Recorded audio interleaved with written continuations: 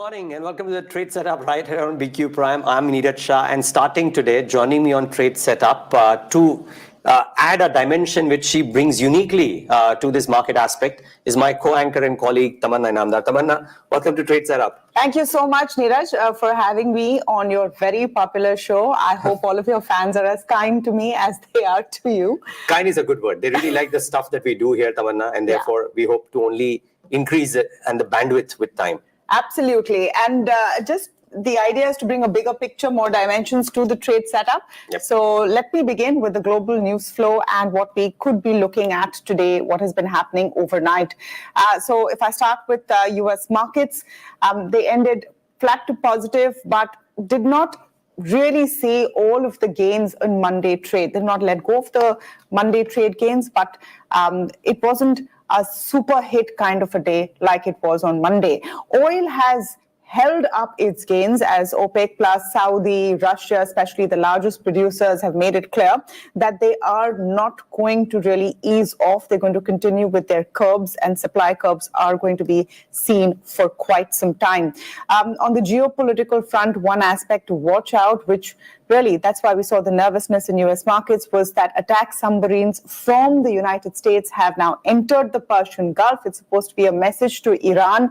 But at the same time, there was also news that the US is pushing Israel to go on for a ceasefire in Gaza. So we'll have to see how that plays out. That's still a will it happen, will it escalate, will it not kind of a situation. We need to wait and watch. Here domestically, the big story, in a sense, one that is definitely in the mind space but may not impact markets immediately, is the fact that 5 state elections begin from today for their assemblies. Chhattisgarh and Mizoram go to vote. Mizoram is a single phase, Chhattisgarh in phase 1. And we'll talk a little bit ahead on Trade Setup why this is important. Airbus has signed a contract with Mahindra Aerospace and 3 others for manufacturing of aircraft components. So those are sort of the key things that we're looking at today. Just an idea of how Wall Street closed. Dow Jones was up absolutely flat, 34 points up. NASDAQ also flat, S&P 500. Nothing much to write home about, but you could see that all of that euphoria of the Fed pausing right now is continuing to pull through. We don't know how long that will last. That's really what we're seeing from the global side. Neeraj, what would be the trade setup right here in India? Yeah, one good thing that the yields have come off and are staying lower per se, which essentially aids the risk on. But the GIFT Nifty might be showing an indifferent start today. So the yields are still okay. The GIFT Nifty might be showing an indifferent start. I just think that the GIFT Nifty's of late kind of failed to be the exact barometer of what the day and the opening could be. But I think the broader perspective, and as I think Dr. C.K. Narayan wrote in his piece over the weekend, then using the dips to buy is seemingly a much better strategy for this week or for the next few than to chase breakouts on index. Though the real estate index has kind of told us that, hey, I'm a bit of a lone ranger because chasing me is actually proven to be a great strategy. But for the market at large, I think using the dips to buy might be a bit much better strategy. Real estate is being chased, but pharmaceuticals of late is consistently getting heard as the space that is being accumulated. On most of our Diwali shows, guests have spoken about it. The last 2 months, a clutch of bellwether large investors have spoken about accumulating pharmaceuticals. So that is one more aspect. And I think in trade yesterday, a slightly interesting aspect, I don't know if it lasts for multiple days or only for yesterday, but we saw very strong price volume breakouts in chemical and healthcare stocks. And just look at the list of the liquid names. By the way, there are a lot of mid caps which could have done better, but these are derivative FNO names. So therefore, they are necessarily by definition largely more liquid. And look at the kind of price and volume action seen there. Aarti Industries post results up 10%, volumes at about 25 times. Metropolis post the Concall wherein they said that H2 will be better than H1, up 6.5%, 3.5 times average volumes. For Metropolis daily volumes, there's a very big uptick. Deepak Nitrite, the reason why it's important is because the results are today. Ahead of the results, the stock went up about 5-6%, largely because of the chemical move on 5 times the volumes. And Divi's Labs, today have seen a downgrade come in, I think from Jefferies or HSBC on Divi's Lab.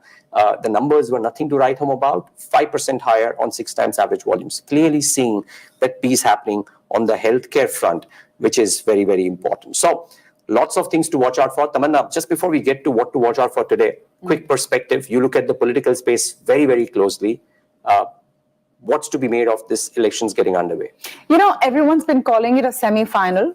It's not really.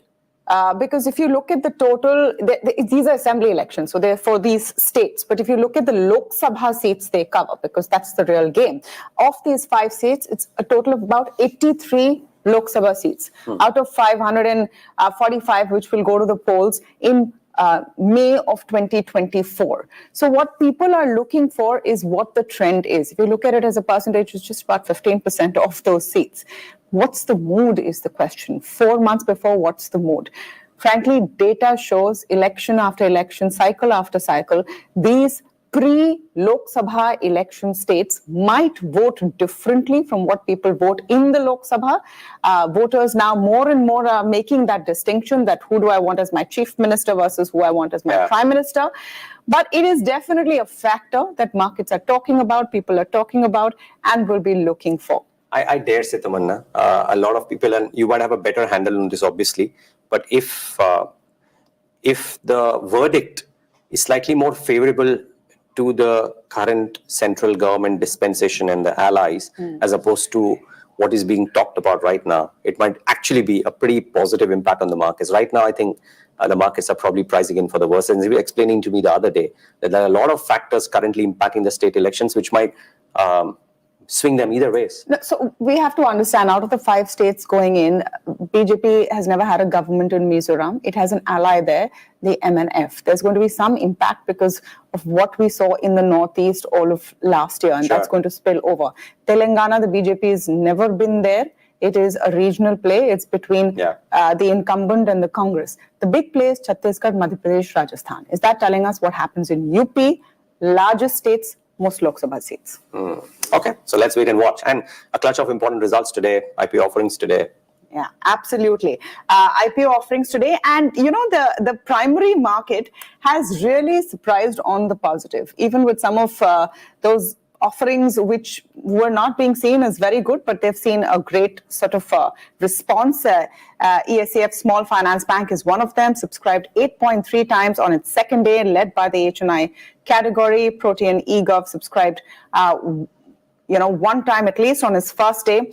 ASK Automotive, the IPO opens today, and they plan to raise 834 crores. But Neeraj, what are the other stocks that are on your radar? Yeah, so one, just the results today are important simply because there is only one index name per se, Shri, but Trent is interesting because of the high growth that it has shown, particularly because of Zudio, couple of chemical companies, Deepak Nitrite and Aarti, and important in light of the fact what happened yesterday, and a clutch of economy-facing small caps. So all of those are to be watched out for. That list on your right, which has Midhani, Rolex, Sangvi Movers, VST Tillers, a clutch of very important economy-facing stocks. Then the results or result reactions, possible result reactions, and some Concall takeaways. So firstly, the result reactions. HPCL, the numbers may flatter to deceive because the numbers look very good, by the way. PAT down 13%, but at 5823 is above the Bloomberg estimate of 1,734 crores. The key is the earnings could be lower in H2 due to marketing losses and drop in the GRMs. All notes this morning are carrying these notes. So keep an eye out for HPCL. If there is a very large positive reaction, which I doubt really, but if there's a very large positive reaction, you might well see some bit of selling coming in the second half. Indo Count, and we've seen textile companies post mixed results. Some of them have had a really good run. Indo Count could be one more which might have a good reaction today because the numbers look good. It's not just the margin expansion, which is very strong and therefore a 70% PAT increase, but a 20% revenue increase. That's not a small chop change, 3-4% revenue growth.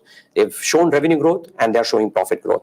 Jamna Auto, 10%, nearly 10% revenue growth, which is strong. Margins expand. On that base, from 10% to 13% is a very strong show. And therefore, the PAT growth of 34% is interesting.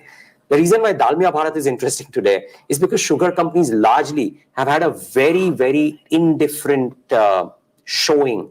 And Dalmia Bharat, contrary, has actually posted a very strong number. Look at that margin expansion again. Extremely strong show. Lastly, one good name, Ashapura Mindchem.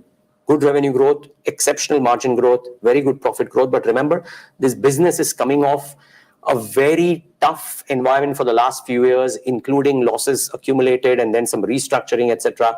So be mindful of that. On the weak side, Tamanna, IPL or India Pesticides, revenues down, margins crack, PAT down 47%, not a strong show. Honeywell, for a business which trades at 75 times trading 12-month earnings, you probably expect a bit more on the margin front. Revenue growth is okay, but clearly the costs have hit that business, which is why margins are lower, which is why PAT is just up about 3%. You could argue the revenues are strong, but the results left a bit to be desired. V-Mart Retail, horrible show. Revenues are okay, but everything below that has been very weak. So V-Mart might be a stock in question today. And then others like VRL, Hitachi and HLE Glasscoat, all of them have a similar pattern of sorts wherein the revenues are up for VRL or Hitachi or HLE, but margins are softer than the corresponding quarter, as a result of which the profit after tax is down in each of these three names. So maybe some of these could react as well. I just want to add on with some Concall highlights that we've seen in a couple of very watched stocks. Varun Beverage, in fact, the brokerage notes are pretty excited about Varun Beverage. So let's tell you what came out of those Concalls. They've said that they will expand their India capacity by 45% compared to calendar year 22, but before the summer of calendar year 24. So that's just about, 6 months from now. They're confident of maintaining their current EBITDA margin. That's at 21%. So healthy figure there over the next few quarters. And Gatorade is growing at 17 to 18%. Sting is also growing at a very healthy pace. Polymedicure, again, interesting insights. They've revised their FY24 revenue growth guidance upwards and quite a bump up there, 22 to 24% from 20% earlier. They've maintained their FY24 EBITDA margin guidance of 25 to 27%, and they've guided for their US revenue to be $15 to $20 million over the 3 to 4 years. So those were some interesting insights. But we also have a packed day today on the channel on BQ Prime, which we should have people come in for. We're going to be speaking with CCL Products ahead on the show. Neeraj, you're speaking with Pramod Gubbi a little while from now. Yeah, let's see. It'll be interesting to see what Marcellus has to say about financials. They've been long on it for a while. Will it start showing? So that'll be my principal Q&A with Pramod Gubbi. So that's the other conversation to monitor. Watch out for Pramod Gubbi on Talking Point today. And then a clutch of other names. The F&O show with Hemant Kapadia. We have stocks in focus. Today, we're going to be talking with Bikaji Foods. And we have the CEO, CFO, and of course, Ask BQ at 11:30 later in the day. All of our Diwali programming is also going to be out. So the festive mood is beginning. Let's see if it percolates down to the markets. Yeah, or have the markets discounted it last week. That'll be interesting. But yeah, the mutual fund show and 3 biggies in conversation with Tamanna as well as Alex. So that is to be watched out for as well. Nevertheless, that's it on the trade setup. Viewers, thanks for tuning in today on the trade setup from Tamanna and me and the team that put this piece together. Thanks so much for watching. Thank you.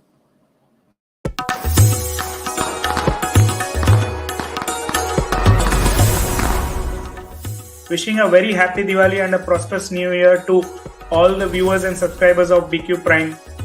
May you have a fantastic year ahead.